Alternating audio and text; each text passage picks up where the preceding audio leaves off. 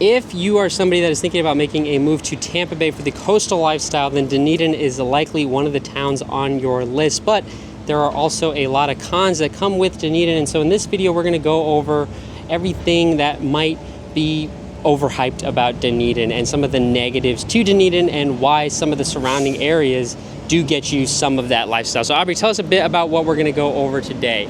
Yeah, so we're gonna actually go over flood zones, the weather, the golf cart zone here. We're also gonna tour a house for you guys so you can get a good feel of the kind of homes that are over here. And then also talk a bit about how the downtown area can get a little bit touristy. Dunedin has one of the most vibrant downtowns in all of Tampa Bay, and that's a big reason people from all around love it. People love the farmers market, people love all the breweries that you have around here, and there's a lot to get lost in when it comes to researching all that there is to do within just downtown Dunedin. And so with that being said, with it being so popular and it's got so much to do, it also can get quite a bit touristy during the peak tourist seasons. Right now it's August though, and it is just a random Wednesday at around 2 p.m. and not too many people are out. And so that's one thing that I do want to point out as a potential reason you might want to avoid Dunedin, is because a lot of the hype and a lot of the surge is seasonal. And so because of that, Dunedin can feel like a very tourist heavy town.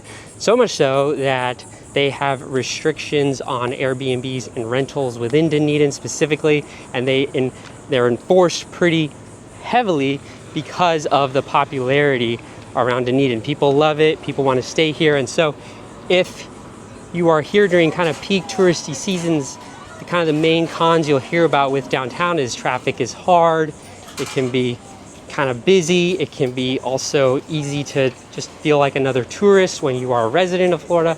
And so for those reasons, sometimes people don't necessarily love Dunedin, but you know, it's random weekday on an August, and it was easy for me to grab parking right here. So there are a lot of pros and cons when it comes to living in Dunedin. That's just some things to know about. Now, a big reason people love it though is the golf cart zone, and a lot of this area, specifically downtown, you can golf cart too. And we'll go over more in the video about what it looks like to live in the golf cart zone and everything you need to know about that.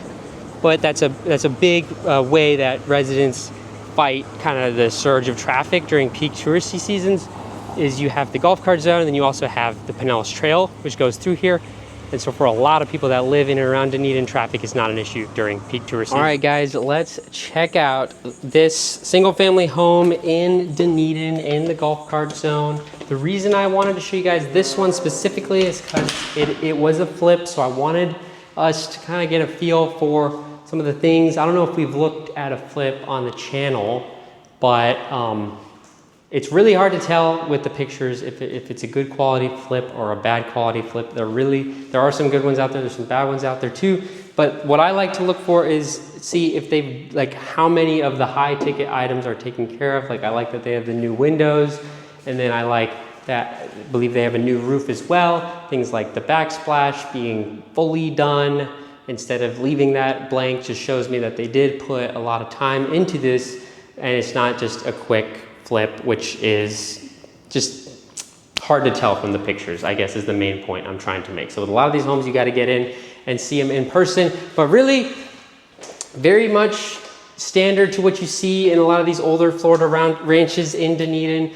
And the tricky part of probably like making this floor plan work is you only have 2 bedrooms. So you have the 1 bedroom here, which is very small, and then you have the other bedroom here, which is bigger, but you only have the 1 shared bathroom. And I don't know if this one had 2 baths. They have it listed as 2 baths. We'll have to check out the other bath. But let's go look at kind of the main attraction of why I chose this house, is because for a lot of our relocation buyers, they really want a pool, and a lot of the homes just don't always accommodate that. But what I like to tell people is that yes, you might have a hard time finding a pool, but we can adjust your home search so that you at least are only looking at lots where you have room for a pool. So this is a good example of one where they don't have a pool, but they at least have room for a pool, and you're in a good spot in Dunedin. You're near the Dunedin Rec Center. You're still in the golf cart zone. You're fairly close to the Pinellas Trail, although not super close. But that's kind of some of the things that I wanted to show you guys. Aubrey, anything that you had? The main thing I'd say is this is gonna be around the 500 range is kind of what you can expect for a home like this. And then also the other thing is, as you know, this is only a 2-2, so this is where the price points in Dunedin get a little bit tricky because you can't get something renovated, but this is going to be smaller because not a lot of people like the two bedrooms, 2 bathrooms. By the way, this is the other bathroom. It's kind of in like the garage utility area.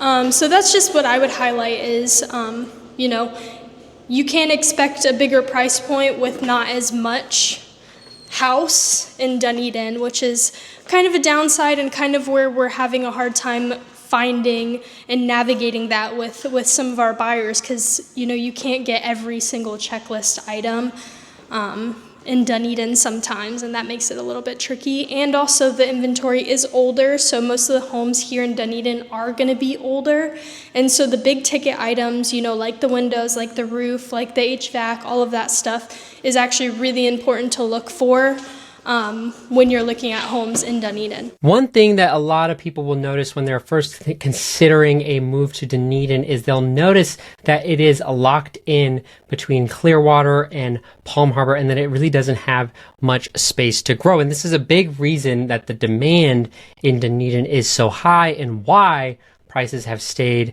as they are, and why it can feel kind of competitive at times. Within that, there's even additional nuance, because one reason I like to ask a lot of people, why do you want to be in downtown Dunedin? Is it for the just having Dunedin, having the status of being in a Dunedin address, or is it for things more importantly like being in the golf cart zone of Dunedin? Because this is such a big part of Dunedin's culture and a big reason people specifically want to be in Dunedin, we have made this tool, so I'll put the QR code on the screen so you guys can follow along, but you can put in any address. And so the property that we looked at earlier today is right over here on Canadiana Court.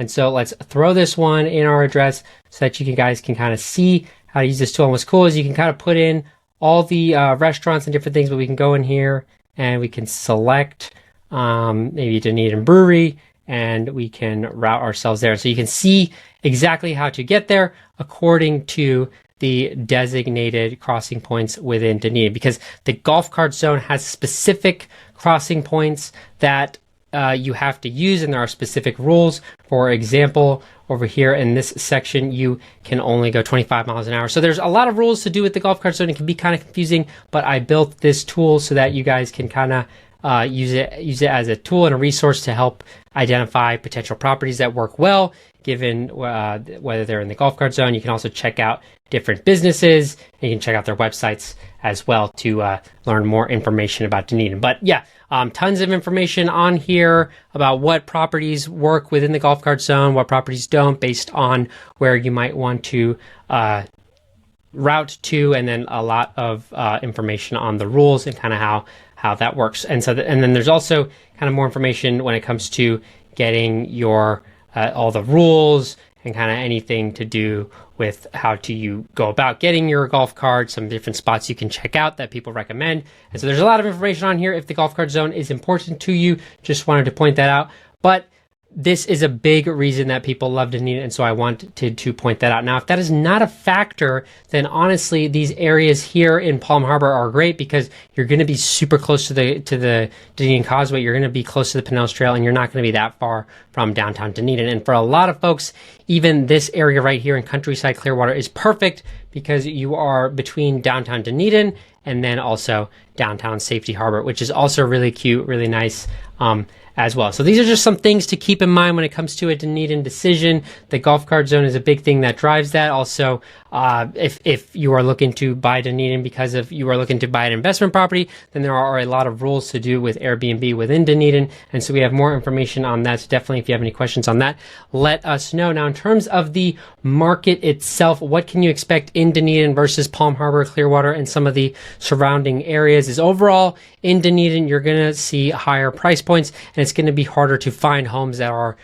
more updated, that are bigger. It's hard to find larger homes. A lot of these homes are kind of in that, I mean, this one's 2,300 square feet, but it's also 825 if we go to this one. Yeah, this one that we looked at earlier was 1,400 square feet. Here's another one. This is probably around 1,200 square feet, 1,100 square feet. And so square footage in Dunedin is typically on the lower end, and the houses here are typically older as well, still very well updated, a lot of them, but those are some of the things you can expect to find within Dunedin proper. Now, if you are okay with the Palm Harbor area, with the Clearwater area, then definitely you can get a lot more bang for your buck. Here already at 494, we're seeing 1,600 square feet, so we're already seeing that go up, and then this one even has a private pool as well. Let's just take a look at kind of what this looks like.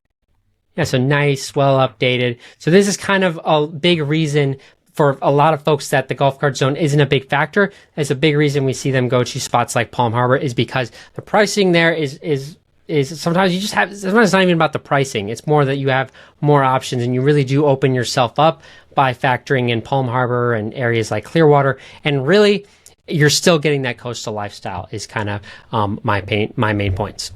My name is Aaron Chand, and me and my wife Aubrey are realtors here in the Tampa Bay area. And if you are considering making a move to Tampa Bay, whether you are a year out, whether you are here next week, or whether you are 5 years down the road and you just have some questions, we would absolutely love to hear from you, whether you would like to call the number on the screen or book a call through scanning the QR code, or I'll also put it in the comments. But we would absolutely love to hear from you. And yeah. All right, so we're here in Dunedin on the causeway, and I wanted to show you kind of what it's like, the water over here. It's really, really blue. I don't know if you can tell in the video because it's kind of low tide right now.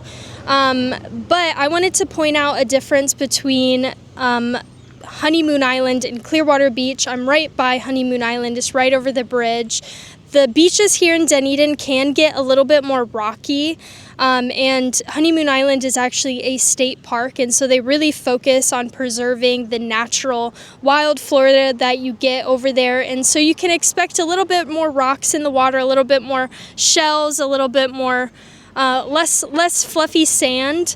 Another key thing about Honeymoon Island is it's actually dog friendly, so you can bring your dog with you. You can't bring it on the causeway like where I'm at right now, but you can bring it to Honeymoon Island.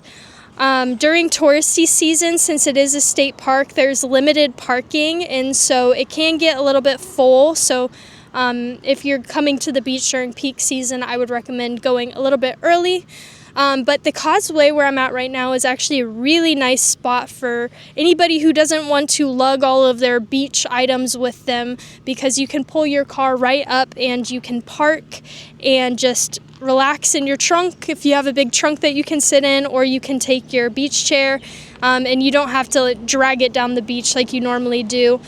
So this is a great spot that a lot of locals like to hang out at in Dunedin. So I wanted to highlight that so you can kind of get a feel for the differences in the beaches. Clearwater, again, is just more fluffy sand. It's got more lounging material, whereas Honeymoon Island is more of like a nature park where you can really see a lot of wildlife and go shelling, and there still is a lot of sand to lounge, but just something I wanted to highlight. When it comes to relocating to the Dunedin area, a big topic of discussion is our weather, specifically hurricanes, flood zones, insurance, what it's actually like here throughout the year, and what it's like to live through hurricane season. And coming from somebody who grew up in the Dunedin area, I wanted to give you guys a good idea of what to expect when it comes to hurricanes, when it comes to our weather here year round, because you may have only visited during certain seasons and it doesn't really give you a good idea of what it's actually like year round. And then also I'll go over some flood zone stuff as well as insurance to kind of give you an overall view of whether or not a move to Dunedin Dunedin is actually worth it, or if maybe you should consider somewhere else.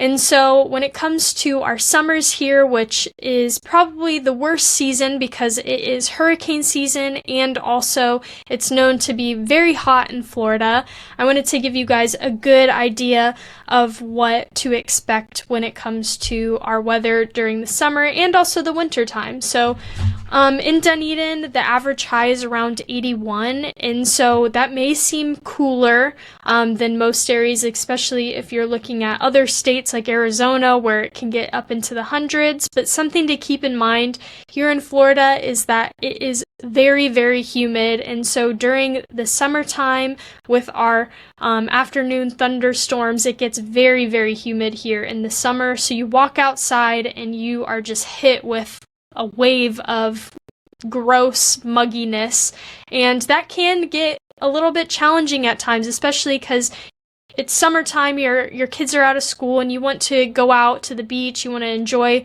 the weather, but it can get a little bit muggy, and so that's something to keep in mind. And you would expect to be able to step into the water because you're right along the Gulf and cool off, but as you can see, it actually stays around 85 degrees on average in the Gulf during the summertime, and so you walk into the water and it really feels like bath water, and so it's not ideal when the weather is so hot.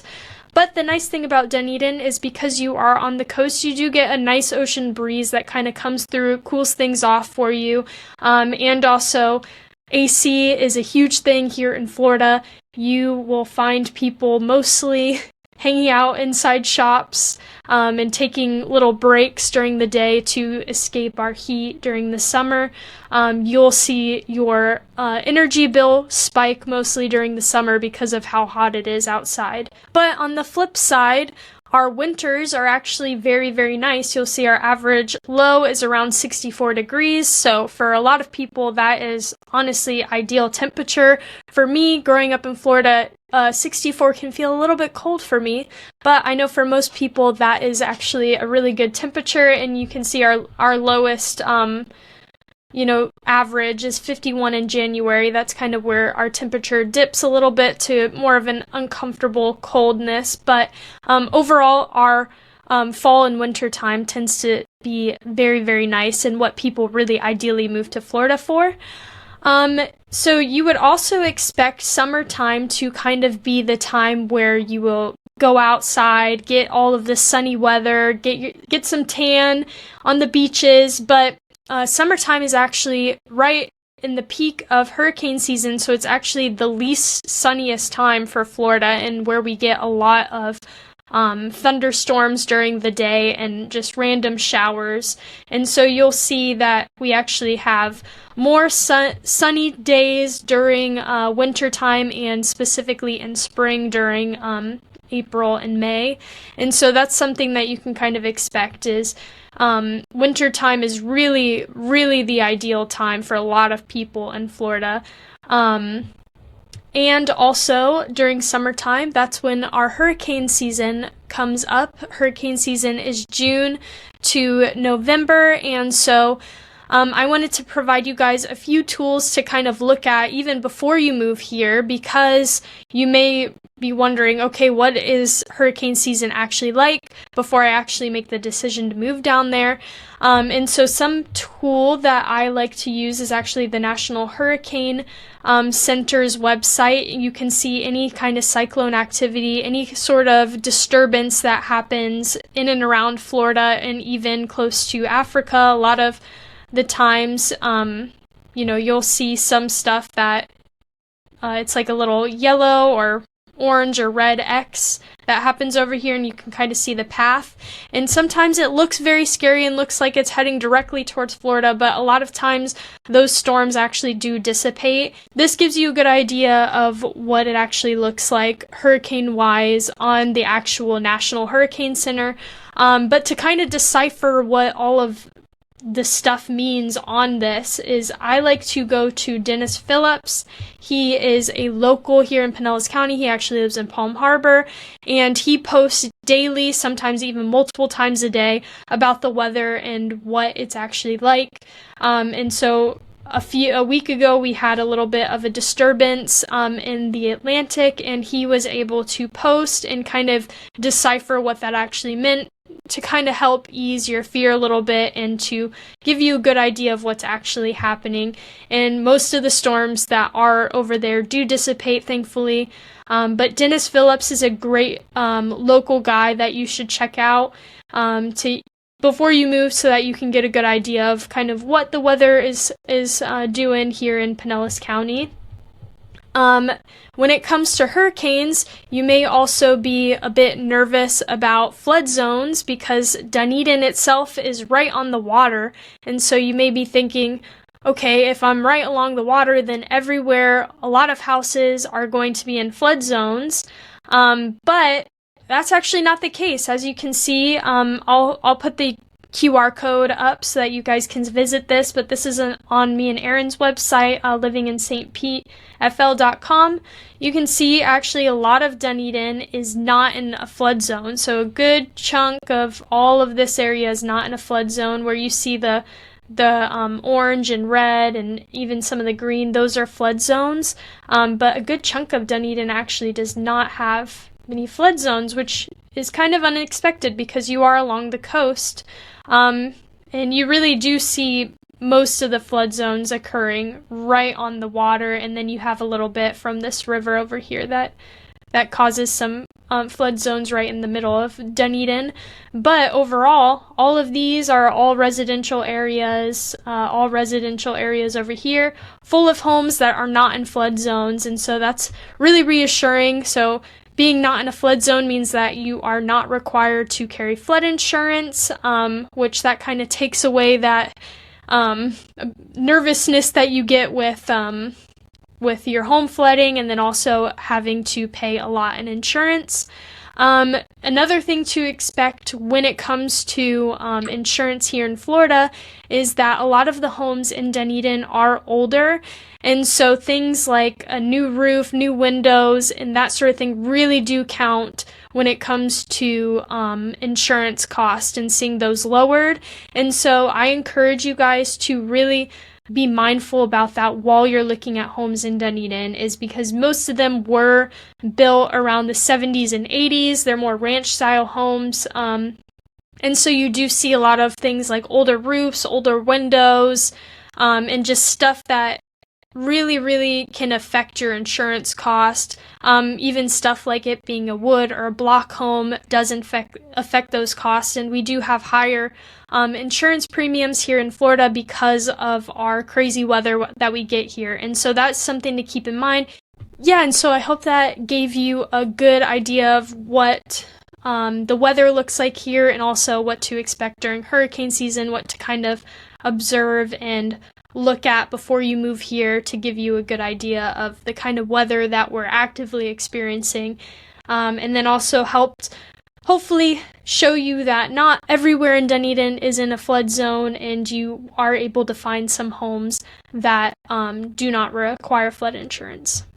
Anyhow, I hope that video was super helpful on kind of some of the things that may be overhyped about Dunedin, and why areas like Palm Harbor and Clearwater are honestly just as good. If being near a lot of things to do is important to you, if having that coastal lifestyle is important to you, then you may not need to be in Dunedin.